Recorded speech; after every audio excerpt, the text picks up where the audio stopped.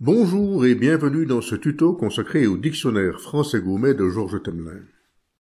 Nous allons voir en détail les possibilités qu'offre cette version numérique en confirmation du petit guide de l'utilisateur joint au support de ce dico. Que vous ayez opté pour la version clé USB ou pour le support CD, le contenu est identique. Le dico, le tuto, le petit guide, papier et PDF dans les deux cas, avec en outre un catalogue des documents disponibles en Gaumet qui comporte aussi quelques liens vers des vidéos. Voici donc la page d'accueil du dico. Passer en mode plein écran se fait d'un clic sur l'icône ad hoc à droite sur la barre d'outils et sortir demande juste un second clic sur l'icône qui a remplacé la première. Tout d'abord, comment se déplacer dans le volume? Vous le voyez, une flèche appelle un clic en coin de page. Page que l'on peut tourner en cliquant et en maintenant le bouton gauche de la souris enfoncé, en tirant la page vers la gauche si on est sur une page impaire pour passer à la page suivante, vers la droite si on est sur une page paire pour passer à la précédente. Cette façon de faire est utilisable quel que soit le coin choisi, haut ou bas, mais aussi n'importe où sur le bord extérieur de la page. Mais vous avez encore d'autres possibilités pour voyager d'une page à l'autre, voyons-les d'emblée. Les flèches de votre clavier fonctionnent tout aussi bien. Gauche pour revenir en arrière, droite pour avancer d'une page, flèche vers le bas pour avancer d'une page, flèche vers le haut pour reculer. Ou encore la molette de votre souris. Tournez vers vous, elle fait avancer d'une page ou d'une série de pages en suivant le mouvement. Tournez vers le haut, elle recule d'une ou de plusieurs pages à volonté. La barre d'outils vous donne encore une autre possibilité, la flèche gauche et la flèche droite, de reculer ou d'avancer d'une page. Quant aux flèches avec butoir, la gauche vous ramène à la toute première page, la couverture avant, la droite à la toute dernière, la couverture arrière. La petite case blanche au centre de l'écran tout en haut vous indique à quelle page vous vous trouvez, d'une part, sur la gauche, et sur la droite vous donne le nombre de pages total du volume. Donc vous savez que le volume compte 716 pages, et si vous voulez vous rendre à la page 47, il suffit de taper 47 après un clic dans la case centrale et le confirmer par un retour. Le tout premier outil de la barre est le bouton Zoom qui, comme vous le voyez, active un curseur qui permet d'agrandir la taille des caractères à votre guise. Lorsque la fonction Zoom est activée, on peut déplacer les pages du dico dans la fenêtre de deux manières.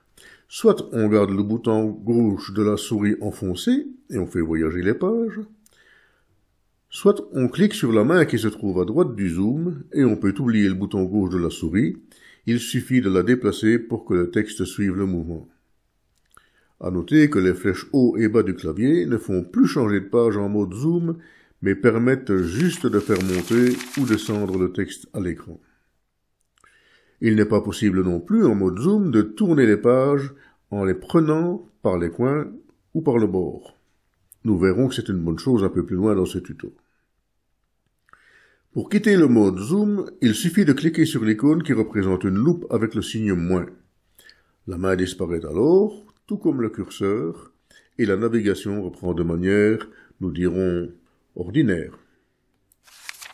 Les flèches pliées à angle droit ont un usage peu intéressant. Elles n'interviennent que sur deux pages dans le sens qu'elles indiquent.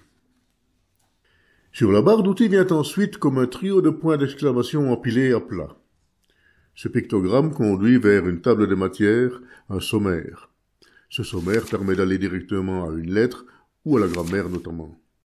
On efface ce sommaire, on le quitte, en cliquant à nouveau sur le bouton. Le bouton de commande qui suit est particulièrement intéressant. Il est le moteur de recherche dans les deux sens. Un clic ouvre une boîte de dialogue où vous pouvez entrer le mot que vous recherchez. Vous le voyez dans la colonne de droite, toutes les occurrences du mot introduit, pour autant qu'il comporte au moins 3 lettres, s'affichent. Un clic sur l'une des occurrences envoie directement à la page où elle se situe et où elle apparaît, surlignée en jaune. On peut donc rechercher dans les deux sens, je vous le disais. Pour rechercher des mots Gaumet, il faut cependant tenir compte de l'orthographe, comme en français d'ailleurs. À ce sujet, je ne peux que suggérer la lecture des toutes premières pages du Dico où Georges Temelin expose sa conception. La proximité d'écriture par rapport au français, mise en pratique par l'auteur, est un gage de compréhension quasi universelle dans les mondes francophones. On pourra aussi se référer utilement aux vidéos « J'écris en gourmet » postées sur YouTube. Le lien direct est inclus dans la documentation reprise avec le CD ou la clé USB du Dico électronique. Mais votre navigateur le trouvera aisément. Le carré qui renferme les deux flèches de diagonale sert à passer en mode plein écran ou à revenir en mode normal. Nous l'avons vu tout au début de ce tuto.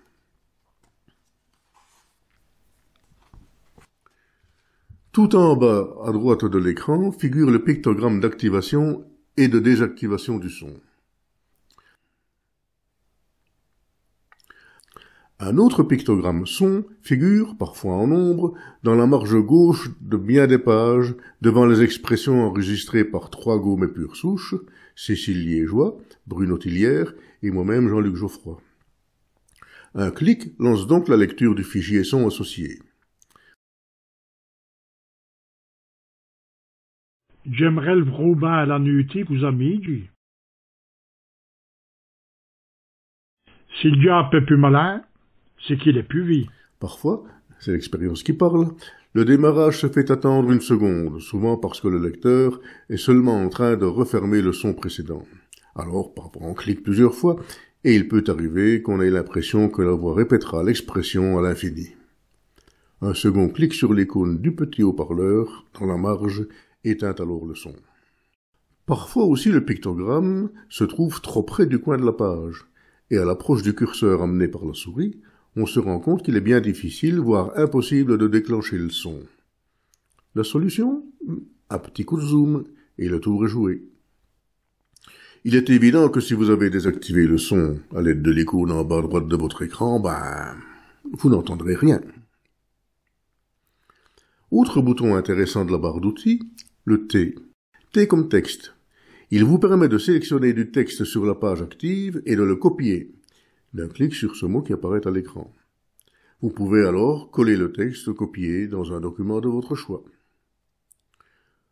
Pour sortir du Dico, il faut d'abord quitter le mode plein écran en cliquant dans le carré où on ne voit plus qu'une seule flèche en diagonale ou en utilisant la touche Escape de votre clavier.